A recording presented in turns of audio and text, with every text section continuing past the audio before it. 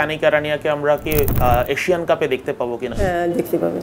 সুইডেনে বেড়ে ওঠা আনিকা রানিয়া কয়েকদিনের মধ্যেই আসছেন বাংলাদেশে। সব ঠিক থাকলে প্রথম প্রবাসী ফুটবলার হিসেবে খেলবেন বাংলাদেশ জাতীয় নারী দলে। আনিকার সাথে আমার কথা হয়েছে, কালকে রাত্রেও আনিকার বাবার সাথে কথা হয়েছে। আমাদের এখন বেশ আলোচিত আছে দুইজন প্রবাসী ফুটবলারকে নিয়ে কথা হচ্ছে, শায়লা মেদিনা এবং আনিকা রানিয়া। তাদেরকে কি আমরা কবে নাগাদ পাবো এবং তাদেরকে কি আমাদের যে এশিয়ান কাপের টুর্নামেন্টে পাওয়া যাবে কিনা? আনিকাকে আনতে অনেকটা অগোচরেই বহুদিন ধরে কাজ করছেন বাংলাদেশের নারী ফুটবলকে আজকের অবস্থানে দাঁড় করাতে সবচেয়ে বেশি ভূমিকা রাখা মাহফুজা আক্তার কিরণ। তার চেষ্টাতেই এখন সবকিছু আগাচ্ছে দ্রুতই।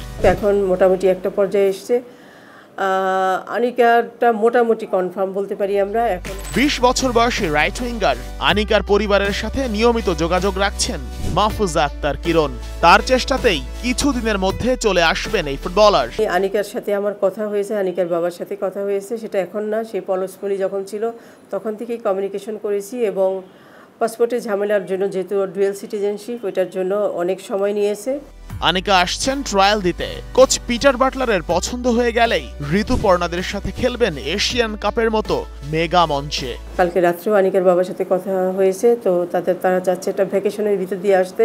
তো সেটা আমাদের সাথে যদি ম্যাচ করে যায় তাহলে আনিকা ট্রায়ালে ধরে নেন যে জানুয়ারির শেষ বা ফেব্রুয়ারির শুরু, এই সময়টার ভিতরে সে ট্রায়ালে আসবে, ঠিক আছে?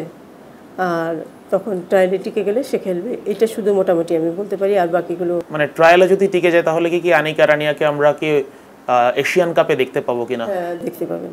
ট্রায়ালে টিকে গেলে সে সেটা খেলবে।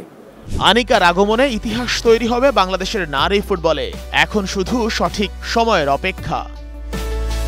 Sheikh Ashik, star news, Dhaka.